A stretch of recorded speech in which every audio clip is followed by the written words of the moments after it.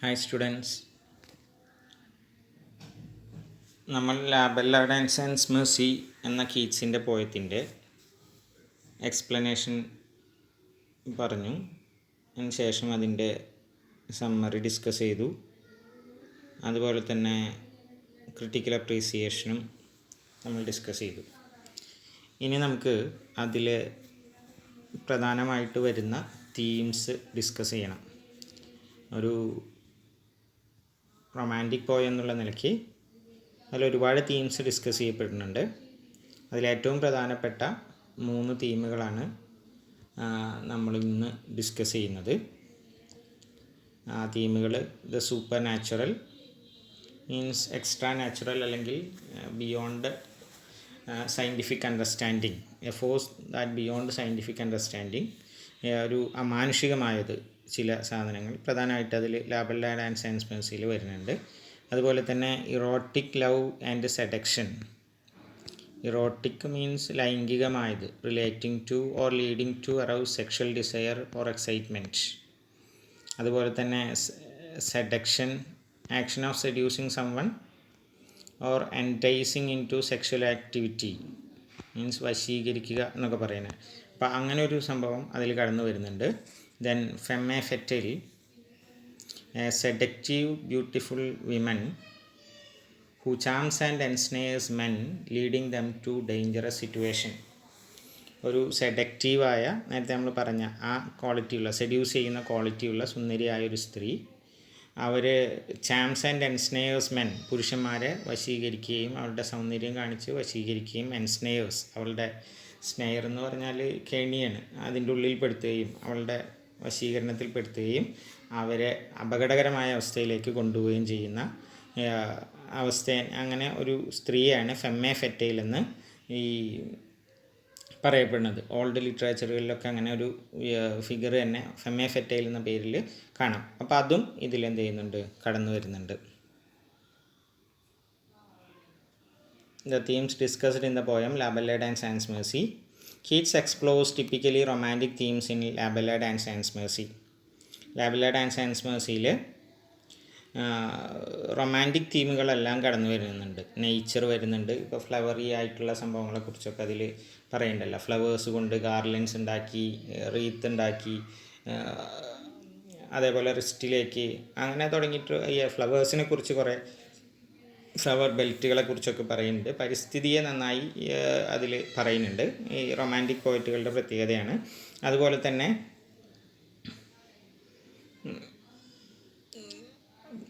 പല തീമുകളും ഡിസ്കസ് ചെയ്യപ്പെടുന്ന കൂട്ടത്തിൽ ഈ പോയം പ്രധാനമായിട്ടും ഡിസ്കസ് ചെയ്യുന്നത് supernatural, erotic love and seduction and the femme fatale ഇവയാണ്.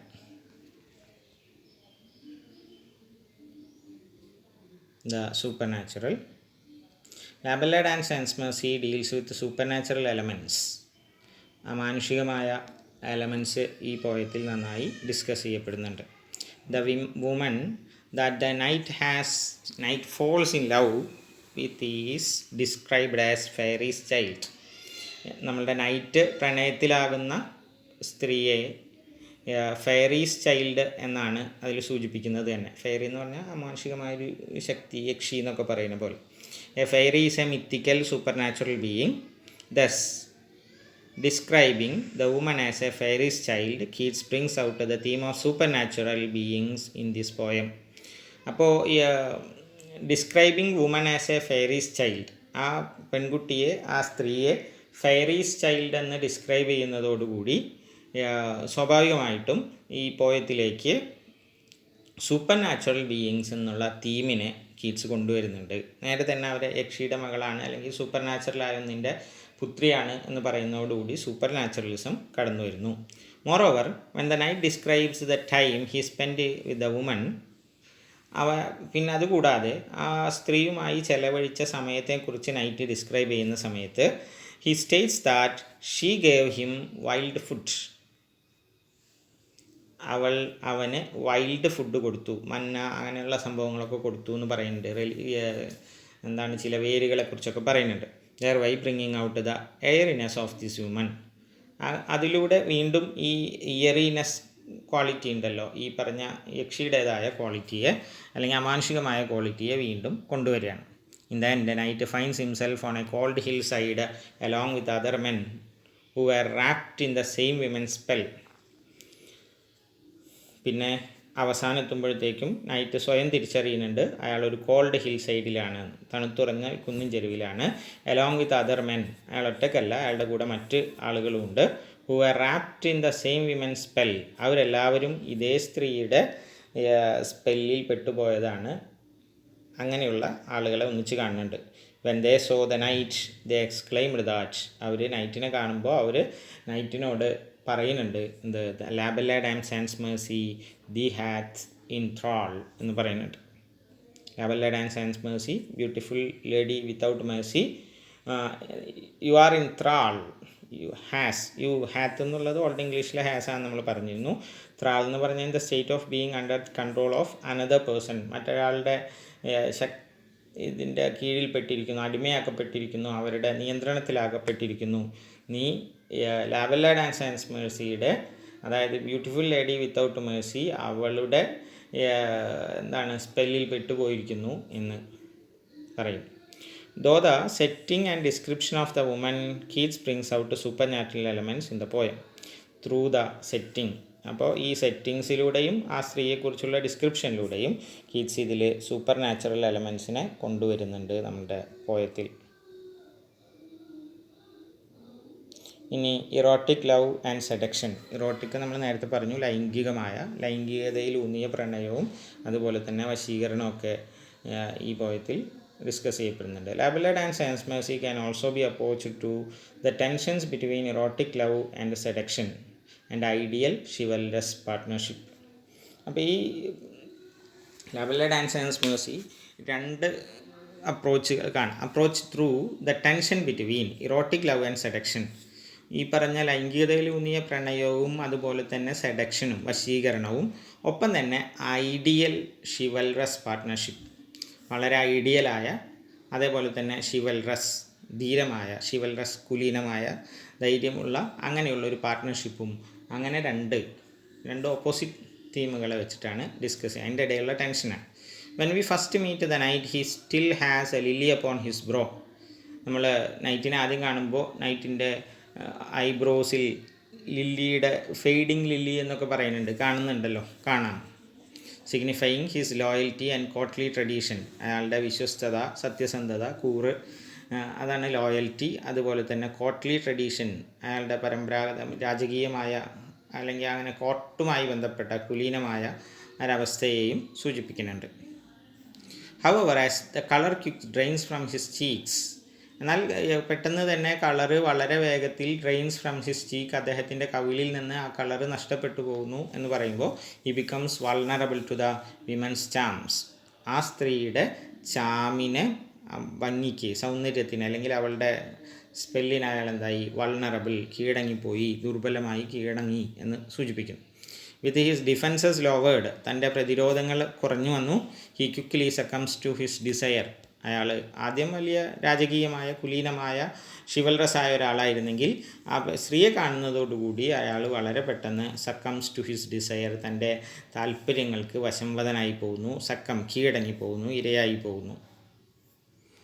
Here love is immediately associated with sex, fantasy and the supernatural. ഇവിടെ പ്രണയം വളരെ പെട്ടെന്ന് ലൈംഗികതയിലേക്കും ഫാൻറ്റസിയിലേക്കും അമാനുഷികതയിലേക്കൊക്കെ കണക്ട് ചെയ്യപ്പെടുന്നു. The make love in the meadows, അവർ മെഡോസിൽ പ്രണയിച്ചു. Ride away on knight's horse, നൈറ്റിൻ്റെ കുതിരപ്പുറത്ത് യാത്ര ചെയ്തു.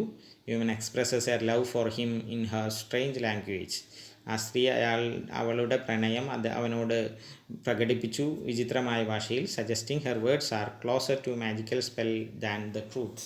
അപ്പം അതൊക്കെ അവളുടെ വാക്കുകൾ സത്യത്തിനേക്കാൾ കൂടുതൽ അവൾ ഈ പറഞ്ഞ മാജിക് സ്പെല്ലിലേക്കാണ് കൂടുതൽ അടുത്ത് നിൽക്കുന്നത് എന്ന് സൂചിപ്പിക്കുന്നു.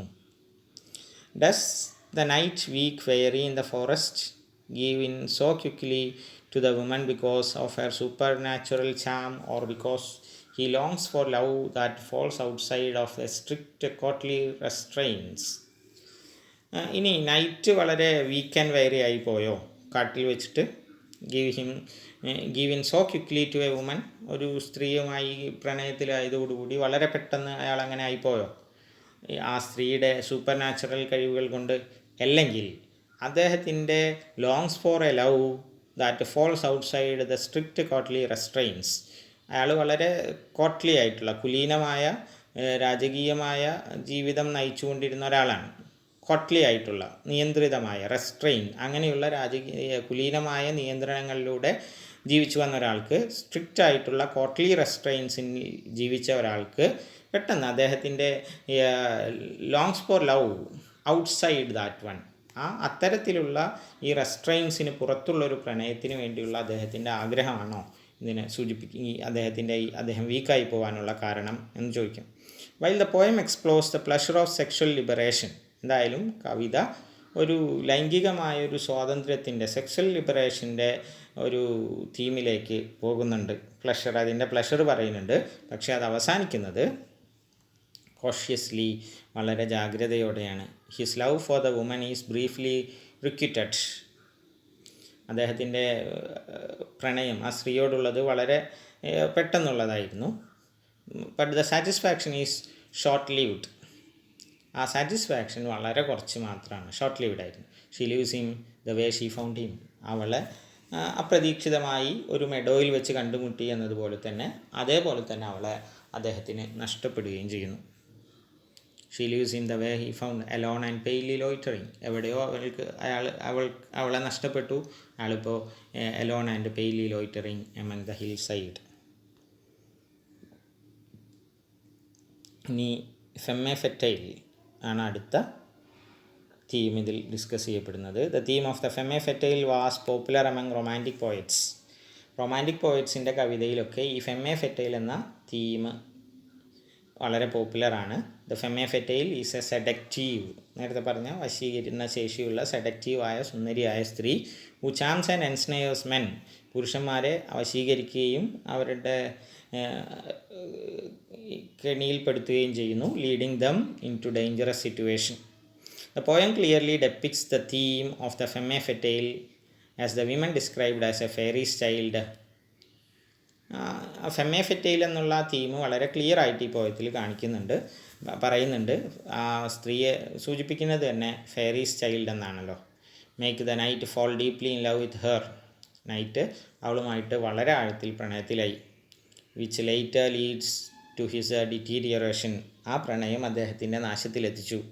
Moreover in the end of the പോയത്തിൻ്റെ അവസാനം it is revealed that the speaker was not only a man to be ensnared by this woman. അപ്പോൾ താൻ ആ സ്ത്രീയെ പ്രണയിച്ചു, തൻ്റെ ജീവൻ നഷ്ടപ്പെട്ടു, തൻ്റെ ജീവിതം ഇല്ലാതെയായിപ്പോയി എന്നത് മാത്രമല്ല, ആ പോയത്തിൽ കുറച്ച് കഴിയുമ്പോഴേക്കും നമുക്ക് മനസ്സിലാവുന്നുണ്ട് she is a femme fatale. കാരണം അവൻ മാത്രമല്ല അവളുടെ പ്രണയത്തിൽ പെട്ടുപോയത്. Speaker was not the only man to be ensnared by this woman. ഈ സ്ത്രീ കെണിയിലാക്കിയ, വശത്താക്കിയ ഒരേ ഒരു പുരുഷൻ അല്ല അദ്ദേഹം എന്നവന് ബോധ്യപ്പെടുന്നു. The dialogue spoken by the pale lovers. വില്ലറിയ ആ ലവേഴ്സ് പറയുന്ന ഡയലോഗ് ഇങ്ങനെയാണ്: ലാബെല്ലെ ഡാൻസ് ആൻഡ് മേഴ്സി, that beautiful lady without mercy thee hath in troll. നീ അവളുടെ മായിക വലയത്തിൽ പെട്ടിരിക്കുന്നു എന്നാണ്. Further highlights the theme of femme fatale. അത് ഈ ഫെമ്മെ ഫെറ്റൈൽ എന്ന തീമിനെ കുറച്ചുകൂടി ഹൈലൈറ്റ് ചെയ്യുന്നുണ്ട്. ഓക്കെ, ഈ തീമും വളരെ പ്രധാനപ്പെട്ട ഒരു ഭാഗമാണ്. എസ്സേ ഒക്കെ ആയിട്ട് ചോദിക്കാറുണ്ട്. അതും ഇപ്പോൾ നോട്ടിൽ പ്രത്യേകം എഴുതി പഠിക്കേണ്ടതാണ്. ഓക്കെ.